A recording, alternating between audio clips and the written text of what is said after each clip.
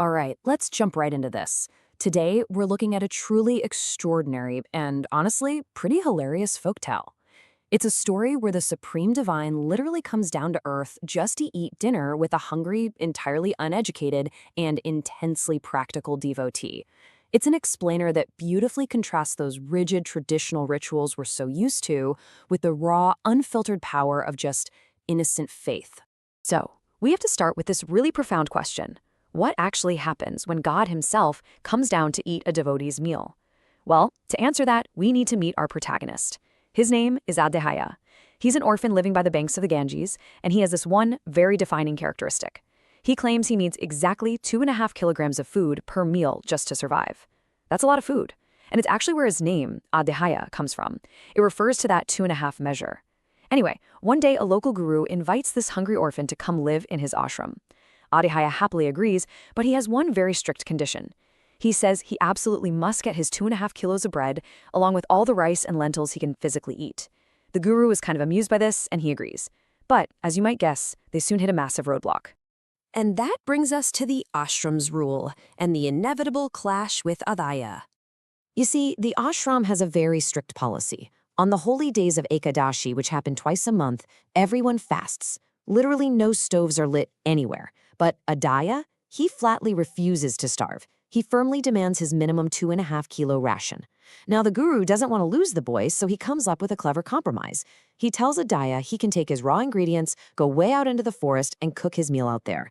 But there is one absolutely vital instruction. Before eating, Adhaya has to fold his hands and offer the food to Thakurji, which means God. But Adhaya, who has zero education in theology, takes this completely literally. He just assumes Thakurji is some guy he's being forced to share his food with. Which sets the stage for the first Ekadashi, when Thakurji actually arrives. So get this, Adhaya takes his flour, marches deep into the forest, cooks up his massive meal, and then just casually yells out, "Hey Guru's Tucker, come eat."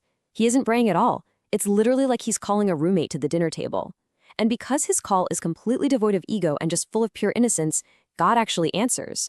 Lord Ram appears right there in the flesh, sits down, and starts eating the food. And how does Ajay react? He's annoyed. Especially because Lord Ram playfully scolds him, saying, "You didn't observe Ekadashi, I didn't like it, we ate the food." Adhaya marches straight back to the ashram, complaining bitterly that his so-called Tucker left him hungry. The guru naturally completely dismisses this as a wild, made-up story. But from there, we get into this hilarious cycle of increasing guests and increasing ration. The subsequent Ekadashis turn into this completely comedic, frustrating routine for Adhaya. On the very next Ekadashi, he gets smart. He goes to the guru and says he needs 5 kilograms of flour this time. Why? Because, as he exasperatedly tells the guru, your god is married. Lord Ram didn't come alone, he brought goddess Sita. Adhaya is just shocked that God has a family, and he's super annoyed that he has to split his hard-earned meal yet again. I absolutely love this quote from Adhaya. He just throws his hands up and says, "Eat, eat, to hell with Ekadashi." This proves exactly what his relationship with the divine is really like. It's entirely practical. It is not reverent. He isn't trembling in fear. He isn't reciting complex Sanskrit mantras. He is literally just an exasperated host who's annoyed that these unexpected guests are eating him out of house and home. And the divine guest list just keeps expanding. Look at this timeline. First Ekadashi, it's just Lord Ram. Second, Ram and Sita. On the third one, Adhaya brings 7.5 kilos of flour, only to find Ram, Sita, and Ram's brother, Lakshmana, waiting for him. At this point, Adhaya is complaining, "Just tell me how many people are in your family so I know how much ration to bring." By the fourth Ekadashi, Hanuman joins the group. Now Adhaya is lugging 10 kilos of raw materials out into the forest, doing all the cooking himself, just trying to get a single bite of food. Which brings us to a massive turning point. What was finally going to happen on the next Ekadashi? Adhaya is totally exhausted.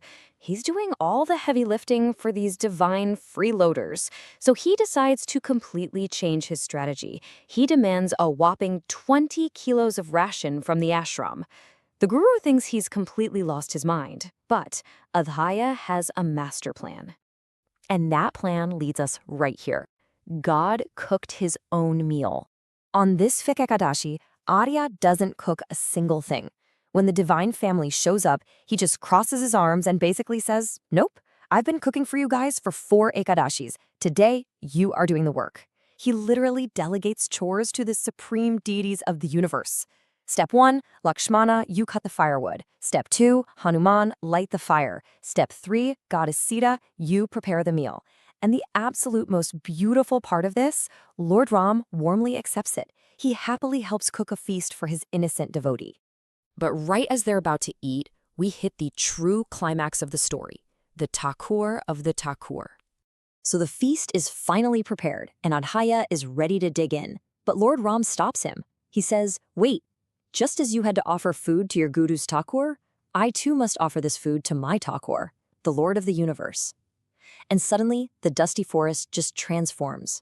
This brilliant divine light spreads everywhere as the supreme deities across all realms are summoned right there. It becomes this glowing celestial assembly. And poor Adhaya, he's just standing there completely stunned, watching the entire cosmos eat his 20 kilos of food. When it's all over, Lord Ram hands Adhaya his share, a tiny, single piece of food roughly the size of a betel nut. And this incredible moment reveals the absolute core of true, innocent devotion. Because naturally, Adhaya completely panics. He thinks he's going to starve again, so he sprints all the way back to the ashram, grabs his highly skeptical guru, and drags him by the arm back to the forest, shouting, "Your Thakur brought his Thakur, and they are eating everything." When the guru finally looks through the bushes, his eyes are instantly opened. Just look at the direct contrast we have here. On one side, you have the guru, a man with 100 years of rigid mechanical temple service and fasting rules, who has never actually seen God.